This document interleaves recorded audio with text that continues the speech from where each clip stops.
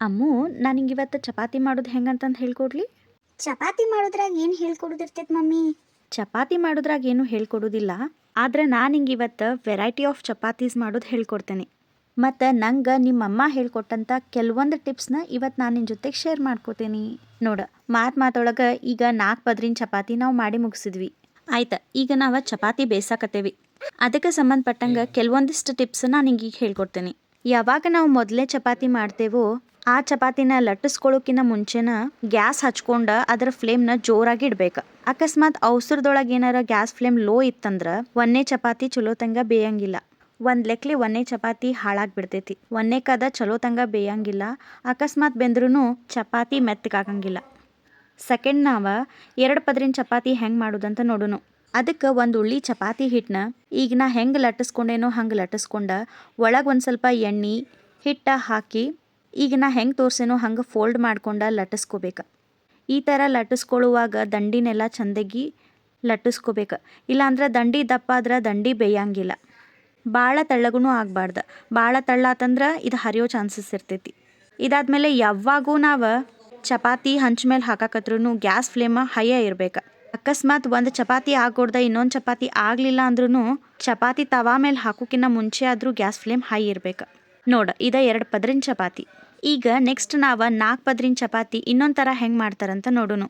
ಅದಕ್ಕಾಗಿ ನಾ ಈ ವಿಡಿಯೋ ಒಳಗೆ ಹೆಂಗೆ ಚಪಾತಿ ಉಳ್ಳಿನ ಫೋಲ್ಡ್ ಮಾಡ್ಕೊಂಡೆವು ಹಂಗೆ ಮಾಡ್ಕೋಬೇಕು. ಅದಾದಮೇಲೆ ಅದ್ರ ಮೇಲೆ ಒಂದು ಸ್ವಲ್ಪ ಎಣ್ಣೆ ಹಿಟ್ಟನ್ನ ಹಾಕಿ ಈಗ ನಾವು ವಿಡಿಯೋ ಒಳಗೆ ಹೆಂಗೆ ತೋರ್ಸಾತೇನೋ ಹಂಗೆ ಫೋಲ್ಡ್ ಮಾಡಿ ಲಟ್ಟಿಸ್ಕೋಬೇಕು. ಯಾವಾಗಲೂ ನಾವು ಚಪಾತಿ ಮಾಡಬೇಕಾದ್ರೆ ಒಂದು ತಲೆಯಾಗಿ ಇಟ್ಕೋಬೇಕು. ಒಣ ಹಿಟ್ಟು ಜಾಸ್ತಿ ಆದ್ರೆ ಚಪಾತಿ ಹೊತ್ತಾವ, ಕಮ್ಮಿ ಆದ್ರೆ ಹರಿತಾವು. ಅದಕ್ಕೆ ಒಂದು ಮೀಡಿಯಮ್ ರೇಂಜ್ ಒಳಗೆ ಒಣ ಹಿಟ್ಟು ಹಚ್ಕೋತ ಚಪಾತಿ ಮಾಡ್ಕೋತ ಇರ್ಬೇಕು. ಬೇಯಿಸುವಾಗೂ ಅಷ್ಟೆ ಚಪಾತಿ ತವಾ ಮೇಲೆ ಹಾಕಿ 10 ಸೆಕೆಂಡ್ಸ್ ಹಂಗೆ ಬಿಡ್ಬೇಕು. ಅವಾಗೂ ಗ್ಯಾಸ್ ಹೈ ಫ್ಲೇಮ್ ಒಳಗನ ಇರ್ಬೇಕು. ಹರಿಬರಿ ಒಳಗೆ 10 ಸೆಕೆಂಡ್ಸ್ ಒಳಗಾಗೇನ ತಿರ್ವ್ಯಾಡೋದು ಮಾಡಿದ್ವಿ ಅಂದ್ರೆ ಒಂದೇಕ ಚಪಾತಿ ಚಲೋ ತಂಗೆ ಬೇಯಂಗಿಲ್ಲ. ಮತ್ತು ಭಾಳ ಸತಿ ತಿರ್ವ್ಯಾಡೋದ್ರಿಂದ್ರೂ ಚಪಾತಿ ಸಾಫ್ಟ್ ಬರಂಗಿಲ್ಲ. ಅದಕ್ಕೆ ಯಾವಾಗಲೂ ಒಂದು ತಲೆಯಾಗಿ ಇಟ್ಕೋಬೇಕು. ಯಾವಾಗ ಚಪಾತಿ ಬೇಯಿಸುವಾಗ ಅದನ್ನು 4ಕ್ಕಿಂತನೂ ಹೆಚ್ಚಿಗೆ ಸತಿ ತಿರ್ವ್ಯಾಡಬಾರ್ದು. ಇದಾದ್ಮೇಲೆ ಗೋಧಿ ಹಿಟ್ಟಿಂತ್ರ ಹೆಂಗೆ ಪರೋಟ ಮಾಡೋದಂತ ನೋಡೋನು. ಹಾಂ ಮಮ್ಮಿ. ನೋಡು, ಅದಕ್ಕೆ ನೀನು ಒಂದು ಚಪಾತಿ ಉಳ್ಳಿ ತೊಗೊಂಡು ನಾ ಈಗ ವಿಡಿಯೋ ಒಳಗೆ ಹೆಂಗೆ ಲಟ್ಟಿಸ್ಕೊಂಡೇನೋ ಹಂಗೆ ಲಟ್ಟಿಸ್ಕೊಂಡು ಅದ್ರ ಒಂದು ಸೈಡನ್ನ ಚಾಕು ಇಂತ್ರ ಕಟ್ ಮಾಡ್ಕೊಂಡು ಉಳ್ದಿದ್ದ ಸೈಡ್ನ ಮಡ್ಚ್ಕೋತ ಬಂದ್ರೆ ಪರೋಟಾದ ಡೌಫ್ ರೆಡಿ ಆಗ್ತೈತಿ. ಇದಾದ್ಮೇಲೆ 2 ಕೈಯಿಂದ ಸ್ವಲ್ಪ ಪ್ರೆಷರ್ ಹಾಕ್ಬೇಕು ಡೌಫ್ ಮೇಲೆ. ಭಾಳನೂ ನಾವಿಲ್ಲಿ ಪ್ರೆಸ್ ಮಾಡಬಾರ್ದು. ಇದಾದ್ಮೇಲೆ ಜೆಂಟ್ಲಿ ಈಗ ನಾ ವಿಡಿಯೋ ಒಳಗೆ ಹೆಂಗೆ ತೋರ್ಸತ್ತಿನಲ್ಲ ಆ ಥರನ ಲಟ್ಟಿಸ್ಕೋಬೇಕು. ಇದಾದ್ಮೇಲೆ ಗ್ಯಾಸ್ ಫ್ಲೇಮ್ನ ಹೈ ಇಟ್ಕೊಂಡನ ಪರೋಟಾನ ತವಾ ಮೇಲೆ ಹಾಕ್ಬೇಕು. ಇಲ್ಲಿ ನಾವು 5 to 10 ಸೆಕೆಂಡ್ಸ್ ಒಂದೇ ಸೈಡಿಂತ್ರ ಪರೋಟಾನ ಬೇಯಿಸ್ಕೊಳ್ಳೋನು. ಆಲ್ಗಡೆ ಒಂದು ಸ್ವಲ್ಪ ಎಣ್ಣೆ ಹಚ್ಚಿ ಇದಾದ್ಮೇಲೆ ಒಂದು ಕಡ್ತಾರ ತೊಗೊಂಡು ಅದರ್ ಸೈಡ್ನು ಬೇಯಿಸ್ಕೊಂಡ್ಬಿಡುನು. ಈ ಕಡೆ ಒಂದು 5 ಸೆಕೆಂಡ್ಸ್ ಆದ್ರೆ ಸಾಕಾಗ್ತೈತಿ. ಹೈ ಫ್ಲೇಮ್ ಒಳಗೆ ಚಪಾತಿ ಬೇಯಕ್ಕೆ ಒಂದು 10 ಸೆಕೆಂಡ್ಸ್ ಆದ್ರೆ ಸಾಕು. ಇದಾದ್ಮೇಲೆ ನಾವು ಪರೋಟಾನ ತೆಗೆದ್ಬಿಡೋನು. ನೆಕ್ಸ್ಟ್ ಇದ ಹಿಟ್ಟಿಂತ್ರ ಕೇರಳ ಸ್ಟೈಲ್ ಪರೋಟ ಹೆಂಗೆ ಮಾಡೋದಂತ ನೋಡೋಣ. ಅದಕ್ಕೆ ಚಪಾತಿ ಉಳ್ಳಿನ ಸರ್ಕಲ್ ಆಗಿ ಲಟ್ಟಿಸ್ಕೊಂಡು ಈಗ ನಾ ಹೆಂಗೆ ತೋರ್ಸಾತೇನೋ ಹಂಗೆ ಚಾಕು ಇಂತ್ರ ಕಟ್ ಮಾಡ್ಬೇಕು. ಇದಾದ್ಮೇಲೆ ಈಗ ಈ ಥರ ಕಟ್ ಮಾಡ್ಕೊಂಡಿದ್ದಂಥ ಹಿಟ್ಟಿಗೆ ಮೇಲ್ಗಡೆಯಿಂದ ಒಂದು ಸ್ವಲ್ಪ ಒಣ ಹಿಟ್ಟನ್ನ ಉದುರಿಸ್ಬೇಕು. ಇಲ್ಲಿ ಒಣ ಹಿಟ್ಟು ಒಂದು ಸ್ವಲ್ಪ ಜಾಸ್ತಿನೇ ಇರಲಿ. ಅದಾದಮೇಲೆ ಒಂದು ಸ್ವಲ್ಪ ಎಣ್ಣೆ ಹಾಕಿ ಈಗ ನಾ ಹೆಂಗೆ ತೋರ್ಸಾತೇನೋ ಅದೇ ಥರನ ಟ್ವಿಸ್ಟ್ ಮಾಡ್ಕೋಬೇಕು. ಮಾಡ್ಕೊಂಡಾದ್ಮೇಲೆ ಅದನ್ನು ಜಂಟ್ಲಿ ಪ್ರೆಸ್ ಮಾಡ್ಬೇಕು. ಇಲ್ಲಿ ಭಾಳ ಪ್ರೆಸ್ ಮಾಡಿದ್ರೂ ಪದ್ರ ಬರಂಗಿಲ್ಲ. ಈಗ ಚಪಾತಿ ಲಟ್ಟಿಸುವಾಗೂ ಆತ ಜಾಸ್ತಿ ಪ್ರೆಷರ್ ಹಾಕಬಾರ್ದು. ಸಮಾಧಾನಲೇ ಸ್ವಲ್ಪ ಲಟ್ಟಿಸ್ಕೊಳ್ತಾ ಹೋಗ್ಬೇಕು. ಇಲ್ಲಿ ನಾವು ಇದನ್ನು ಲಟ್ಟಿಸುವಾಗ ಜಾಸ್ತಿ ಪ್ರೆಷರ್ ಹಾಕಿದ್ರೆ ಒಂದು ಪದ್ರ ಬರೋದಿಲ್ಲ. ಆಮೇಲೆ ಚಪಾತಿ ಹರಿಯೋ ಚಾನ್ಸಸ್ಸು ಇರ್ತೈತಿ. ಇದಾದ್ಮೇಲೆ ಕಾದಿರುವಂಥ ತವಾಕ ಹೈ ಫ್ಲೇಮ್ ಮೇಲೆ 2 ಕಡೆನೂ 5-5 ಸೆಕೆಂಡ ಬೇಯಿಸ್ಕೊಂಬಿಡೋನು. ಮೇಲ್ಗಡೆಯಿಂದ ಒಂದು ಸ್ವಲ್ಪ ಎಣ್ಣೆ ಹಾಕೋನು. ಇಲ್ಲಿ ಗ್ಯಾಸ್ ಫ್ಲೇಮ್ನ ಹೆಚ್ಚ ಕಮ್ಮಿ ಮಾಡಬಾರ್ದು. ಇದು ಟೋಟಲಿ ಹೈ ಫ್ಲೇಮ್ ಒಳಗನ ಇಟ್ಟ ಬೇಯಿಸ್ಕೋಬೇಕು. ಒನ್ಸ್ 2 ಕಡೆ ಬೆಂದಾದ್ಮೇಲೆ ಈ ಪರೋಟಾನ ಕೆಳಗಿಟ್ಕೊಂಡು ಈಗ ನಾ ಹೆಂಗೆ ತೋರ್ಸಾತೀನಿ ಹಂಗೆ 2 ಕೈಲೇನೂ ಅದನ್ನು ಚೆಂದಾಗಿ ಬಡಿಬೇಕು. ಈ ಟೈಮ್ನೊಳಗೆ ಭಾಳ ಹುಷಾರ್ಲೆ ಮಾಡ್ಬೇಕು. ಯಾಕಂದ್ರೆ ಪರೋಟ ಬಿಸಿ ಇರೋದ್ರಿಂದ ಕೈಯೂ ಸುಡ್ಬೋದು. ನೋಡ, ಇದು ಕೇರಳ ಸ್ಟೈಲ್ ಪರೋಟ ಎಷ್ಟು ಪದ್ರ ಬಂದೈತಿ ನೋಡು. ಇದ್ರ ಜೊತೆ ಯಾವುದಾದ್ರೂ ವೆಜಿಟೇಬಲ್ ಕರಿ ಹಾಕೊಂಡು ತಿಂದ್ರೆ ಮಸ್ತ್ ಇರ್ತೈತಿ. ಈಗ ನಾವು ನೆಕ್ಸ್ಟ್ 8 ಪದರಿನ ಚಪಾತಿ ಹೆಂಗೆ ಮಾಡೋದಂತ ನೋಡೋಣ. ಒಂದು ಚಪಾತಿ ಉಳ್ಳಿ ಒಳಗೆ ಸರ್ಕಲ್ ಗತೆ ಲಟ್ಟಿಸ್ಕೊಂಡು ಅದನ್ನು ಹಾಫ್ ಫೋಲ್ಡ್ ಮಾಡಿ ಈಗ ನಾ ಹೆಂಗೆ ತೋರ್ಸತ್ತೇನಲ್ಲ ಅದೇ ಥರನ ಫೋಲ್ಡ್ ಮಾಡ್ಕೋಬೇಕು. ಈ ಫೋಲ್ಡ್ ಮಾಡ್ಕೊಳ್ಳುವಾಗೂ ನಾವು ಮೇಲ್ಗಡೆಯಿಂದ ಒಣ ಹಿಟ್ಟು ಮತ್ತು ಎಣ್ಣೆ ಹಚ್ಚಬೇಕು. ಈ ಪದರೊಳಗೆ ಸ್ಟಫ್ ಮಾಡೋ ಹಿಟ್ಟು ಮತ್ತು ಎಣ್ಣೆನ ಕಂಜೂಸ್ತನ ಮಾಡುವಂಗಿಲ್ಲ. ಯಾಕಂದರೆ ಎಷ್ಟು ಜಾಸ್ತಿ ನಾವು ಒಣ ಹಿಟ್ಟು ಮತ್ತು ಎಣ್ಣೆ ಹಚ್ತೇವೋ ಅಷ್ಟು ಪದರಾಗಿ ಚಪಾತಿ ಬರ್ತಾವೆ. ನೆಕ್ಸ್ಟ್ ನಾವು ಇದನ್ನು ಸ್ಕ್ವೇರ್ ಶೇಪ್ ಒಳಗೆ ಲಟ್ಟಿಸ್ಕೊಂಡ ಕಾದಿರೋ ತವಾ ಮೇಲೆ ಹಾಕಿ 2 ಸೈಡ್ನು ಬೇಯಿಸ್ಕೊಳ್ಳೋನು. ನೋಡ ಇದ ನಮ್ದು 8 ಪದರಿನ ಚಪಾತಿ ಇಲ್ಲೇ ರೆಡಿ ಆತ. ಈಗ ಈ ಚಪಾತಿ ಪದರ ಎಷ್ಟು ತೆಳ್ಳಗೆ ಬಂದಾವಂತ ನೋಡುನು. ನೋಡ ಒಂದೊಂದು ಪದರೊಳಗೂ ಹಿಂಗೆ ಹರಿಯುವಾಗ ಚಪಾತಿ ಪದರ ಬರ್ಬೇಕು. ಈಗ ನೆಕ್ಸ್ಟ್ ನಾವು ಇನ್ನೊಂದು ಥರ ಚಪಾತಿ ಹೆಂಗೆ ಮಾಡೋದಂತ ನೋಡ್ಕೊಳ್ಳೋನು. ಒಂದು ಚಪಾತಿ ಉಳ್ಳಿ ತೊಗೊಂಡ ಈಗ ನಾ ಕೈಲೇನ ಹೆಂಗೆ ಅದನ್ನು ದೊಡ್ಡದು ಮಾಡ್ಕೊಂಡೇನೆ ಆ ಥರ ದೊಡ್ಡದು ಮಾಡ್ಕೊಂಡ ಅದ್ರೊಳಗನ ಒಣ ಹಿಟ್ಟ ಮತ್ತು ಎಣ್ಣೆನ ಸ್ಟಫ್ ಮಾಡಿ ಹೂರ್ಣ ತುಂಬಿದ ಹೋಳ್ಗಿನ ಹೆಂಗೆ ಫೋಲ್ಡ್ ಮಾಡ್ಕೋತಾರೋ ಅದೇ ಥರ ಫೋಲ್ಡ್ ಮಾಡ್ಕೊಂಡು ಲಟ್ಟಿಸ್ಕೊಳ್ಬೇಕು. ಇಲ್ಲೇನೂ ಕೆಲವೊಂದಿಷ್ಟು ಸ್ಟೆಪ್ಗಳನ್ನು ನಾವು ಫಾಲೋ ಮಾಡ್ಕೋಬೇಕು. ಅದೇನಂದ್ರೆ ಚಪಾತಿ ಬೇಯಿಸುವಾಗ 2 ಕಡೆನೂ ಬೇಯಿಸೋದು ಎಷ್ಟು ಇಂಪಾರ್ಟೆಂಟೋ ಹಂಗೆ ದಂಡಿ ಬೇಯಿಸೋದು ಭಾಳ ಇಂಪಾರ್ಟೆಂಟ್. ಈಗ ನಾ ಹೆಂಗೆ ತೋರ್ಸತ್ತೇನಲ್ಲ ಅದೇ ಥರನ ತವಾ ಮೇಲೆನ ಹಾಫ್ ಫೋಲ್ಡ್ ಮಾಡ್ಕೊಂಡು ದಂಡಿ ಜೆಂಟ್ಲಿ ಆಗಿ ಕಡ್ತಾರ್ಲೇನ ಬೇಯಿಸ್ಕೋಬೇಕು.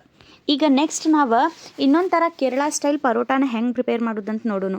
ಅದ್ರ ಸಂಬಂಧ ಚಪಾತಿ ಉಳ್ಳಿನ ರೌಂಡ್ ಶೇಪ್ ಒಳಗೆ ಒಂದು ಸತಿ ಲಟ್ಟಿಸ್ಕೊಂಡು ಅದ್ರ ಒಳಗಡೆ ಜಾಸ್ತಿ ಎಣ್ಣೆ ಮತ್ತು ಒಣ ಹಿಟ್ಟಿಂದ ಪೇಸ್ಟ್ ಮಾಡಿ ಹಾಕ್ಕೊಂಡು ಈಗ ನಾ ಯಾವ ಥರ ತೋರ್ಸತ್ತೇನಲ್ಲ ಅದೇ ಥರನ ಫೋಲ್ಡ್ ಮಾಡ್ಕೊಂಡು ಈ ಥರ ತಿರುಗಿಸ್ಕೊಂಡ್ರೆ ನಾವು ಇನ್ನೊಂದು ಸ್ಟೈಲ ಕೇರಳ ಚಪಾತಿ ಅಥವಾ ಕೇರಳ ಪರೋಟ ಮಾಡೋಕೆ ರೆಡಿ ಆಗ್ತೈತಿದೆ. ಇದ್ರೊಳಗೆ ಇನ್ನೊಂದು ಟ್ವಿಸ್ಟ್ ಏನಂದ್ರೆ ಈ ಕೇರಳ ಪರೋಟಾನ ನಾವು ಬೆಲ್ಲುಣ್ಗಿಲ್ಲೇ ಲಟ್ಟಿಸ್ಕೋಬಾರ್ದು. ಕೈಲೇನ ಈ ಥರ ಪ್ರೆಸ್ ಮಾಡ್ಕೋತಾ ಅದನ್ನು ದೊಡ್ಡದು ಮಾಡ್ಬೇಕು. ಈ ಥರ ಪ್ರೆಸ್ ಮಾಡುವಾಗ ಜಾಸ್ತಿ ಪ್ರೆಷರ್ ಹಾಕಬಾರ್ದು. ಪ್ರೆಷರ್ ಹಾಕಿದ್ರೆ ಪರೋಟ ಹರಿದು ಬಿಡ್ತೈತಿ. ಒನ್ಸ್ ಇದು ಒಂದು ಹದಕ್ಕೆ ಬಂತಂದ್ರೆ ಇದನ್ನು ಕಾದ ತೆವಿಗೆ ಹಾಕೋನು. ಹಾಕಿ 2 ಕಡೆನೂ ಬೇಯಿಸ್ಕೊಳ್ಳೋನು. ಇದಾದಮೇಲೆ ಇದ್ರ ಪದರ ಬರ್ತಾವೋ ಇಲ್ಲೋ ಅಂತಂದು ಚೆಕ್ ಮಾಡೋನು. ಈಗ ಈ ಥರ ಪರೋಟಾನ ಚೆಕ್ ಮಾಡುವಾಗ ಭಾಳ ಹುಷಾರ್ಲೆ ಇರಬೇಕು, ಇಲ್ಲಾಂದ್ರೆ ಕೈ ಅನ್ನೋದು ಸುಟ್ಟು ಹೋಗ್ಬಿಡ್ತೈತಿ. ಅದಕ್ಕೆ ಪರೋಟಾನ ಬಡಿಯೋಕಿನ ಮುಂಚೆ ಒಂದು ಸ್ವಲ್ಪ ಕೈಗೆ ಎಣ್ಣೆ ಹಚ್ಕೊಂಡ್ಬಿಟ್ರೆ ಚಲೋ ಆಗ್ತೈತಿ. ಆವಾಗ ಜಾಸ್ತಿ ಕೈ ಸುಡಂಗಿಲ್ಲ. ಈಗ ನೆಕ್ಸ್ಟ್ ನಾವು ಚರ್ಕು ಚಪಾತಿನ ಹೆಂಗೆ ಮಾಡೋದಂತ ನೋಡೋನು. ಚರ್ಕು ಚಪಾತಿ ಮಾಡಬೇಕಾದ್ರೂ ಈ ಥರ ಸಣ್ಣ ಉಳ್ಳಿ ಒಳಗೆ ಒಂದು ಸ್ವಲ್ಪ ದೊಡ್ಡದಾಗಿ ಚಪಾತಿ ಲಟ್ಟಿಸ್ಕೊಂಡು ಅದ್ರ ಒಳಗಡೆ ಖಾರ ಎಣ್ಣೆ ಹಿಟ್ಟು ಹಾಕಿ ಅದನ್ನು 4 ಕಡೆ ಅಂತನೂ ಮಡ್ಚ್ಕೋತಾ ಹೋಗ್ಬೇಕು. ಸೆಕೆಂಡ್ ಟೈಮ್ ಫೋಲ್ಡ್ ಮಾಡಿದಾಗೂ ಅದ್ರ ಮೇಲೇನು ಎಣ್ಣೆ ಮತ್ತು ಒಣ ಹಿಟ್ಟು ಇಲ್ಲಾಂದ್ರೆ ಸ್ವಲ್ಪ ಖಾರ ಹಾಕೋಬೇಕು. ನಮಗೆ ಖಾರ ಜಾಸ್ತಿ ಬೇಕಂದ್ರೆ ಸೆಕೆಂಡ್ ಟೈಮ್ ಫೋಲ್ಡ್ ಒಳಗೂ ಹಾಕೋಬೋದು. ಇಲ್ಲಪ್ಪ ಅಂದ್ರೆ ಫಸ್ಟ್ ಟೈಮ ಎಷ್ಟು ಹಾಕಿರ್ತೀವಲ್ಲ ಅಷ್ಟು ಮಸಾಲೆ ಖಾರ ಸಾಕಿಲ್ಲಿ. ಒನ್ಸ್ ಚಪಾತಿ ಎಲ್ಲ ಲಟ್ಟಿಸ್ಕೊಂಡ್ಮೇಲೆ ಇದನ್ನು 2 ಕಡೆಯಿಂದ ಚಂದಾಗಿ ಬೇಯಿಸ್ಕೊಂಡು ಇನ್ನೊಂದು ಚರ್ಕು ಚಪಾತಿ ಇಲ್ಲ ಖಾರ ಚಪಾತಿನ ಯಾವಾಗ ಭಾಳ ಮಾಡ್ಕೋಬೇಕಂದ್ರೆ ಯಾವಾಗ ನಮಗೆ ಪಲ್ಯ ಮಾಡೋಕ್ಕೆ ಬ್ಯಾಸ್ರಾಗಿರ್ತೈತ್ಲೋ ಆವಾಗ. ಯಾಕಂದರೆ ಇದು ಒಂದು ಚಪಾತಿ ಮಾಡೋದ್ರಿಂದ ಇದ್ರ ಜೊತೆ ಹಚ್ಕೊಳಕ್ಕೆ ಯಾವ ಪಲ್ಯನೂ ಬೇಡ ಏನೂ ಬೇಡ. ಇದಾದಮೇಲೆ ಈ ಥರ ಫೋಲ್ಡ್ ಮಾಡ್ಕೊಂಡು ಹಂಗನ ತಿನ್ಬೋದು ನಾವು. ನೆಕ್ಸ್ಟ್ ಇಲ್ಲಿ ನಾವು ಸಕ್ರೆ ಚಪಾತಿ ಹೆಂಗೆ ಮಾಡೋದಂತ ನೋಡೋನು.